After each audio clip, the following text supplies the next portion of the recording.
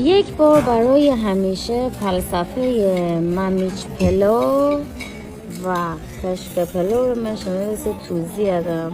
این تو اصلا ممیچ پلو دل زعفرون دارنه، کره دارنه، همه چی دارنه، روغنیه. این تو خشک پلوه. اگه مریض از من گلی ملی دست کنه چای مربی دارنه، پرهز دارنه، این تو خشک پلو رو کنه. می قهوه سر بیارم من نقرم. بره دوست دارم. محرم دیگه رژیم پژیم همه رو بدین کنار، فقط مسجد ممیش بلا